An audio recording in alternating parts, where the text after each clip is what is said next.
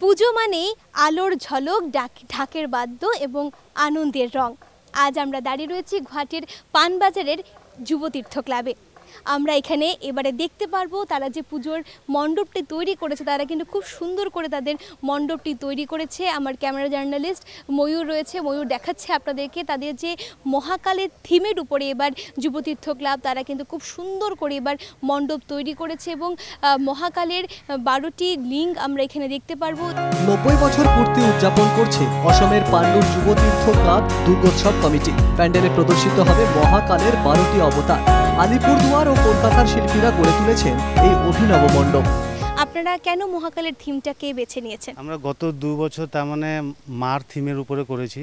First করলাম আপনার Nabadurga, second আমরা গত বছর করলাম মা কামাখ্যা টেম্পল। তো এই বছর আমরা তার মানে বাবার কিছু একটা থিম করার মনের ইচ্ছা ছিল, সেই হিসাবে আমরা এই থিমটা বেছে নিয়েছি। তো এবারে আপনাদের থিমটা যে বেছে নিয়েছে সেটা একটু যদি বর্ণনা করেন। এবার থিমটা মানে আমাদের মহাকাল অ্যাকচুয়ালি উজ্জয়নের সেই টেম্পল না, ওটাকে বেস করে আমরা আর কি একটু আলাদা নিজের উপর দিয়ে কাল্পনিক টাইপ করার চেষ্টা, সেইভাবে আমরা গড়ে তুলেছি।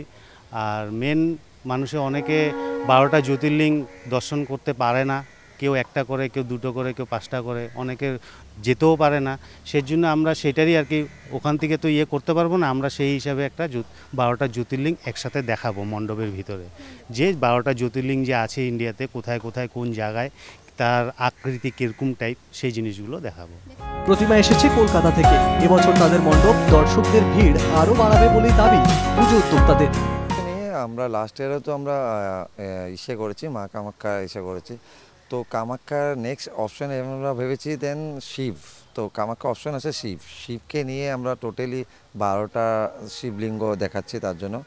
আর আমরা ট্রাই করছি যে আমাদের পূজাটা আরও ডেভেলপ করার জন্য দেন থিম নিয়ে ভগবানের যে আমরা কোনো কিছু ইসে করছি যে থিম নিয়ে যত ভগবানের ইসে আছে ওগুলা একটা মন্দির নিয়ে আমরা ট্রাই করছি। তো 90 বছর মানে আর 10 বছর পরে কিন্তু 100 বছর, তো তার জন্য নিশ্চয়ই অনেক কিছুই পরিকল্পনা রয়েছে। হ্যাঁ, আমরা প্রিপেয়ার এখনও হয়নি। আর কতদিন মানে লাস্ট 5 ইয়ার্স আগে পরে আমরা প্রিপেয়ার করব। দেন আমাদের প্রিপেয়ারটা বড় ইম্পর্টেন্ট।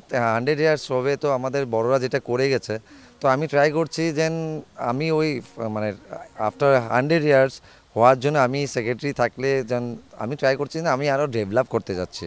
দেন পূজাটা আরও ভালো হোক, দেন সবে আসে দেখক এখানে পূজা কিরকম হচ্ছে। এই পুজো হয়ে উঠেছে একাধারে ভক্তি, আধ্যাত্মিকতা আর শিল্পকলার অনন্য সংমিশ্রণ। বছরের এবারের যুবতীর্থ ক্লাব আমরা দেখতে পাচ্ছি তারা কিন্তু রেলওয়ের স্কুলের প্রাঙ্গণে তারা শিব পুজোটা বহু বছর থেকে করে আসছে।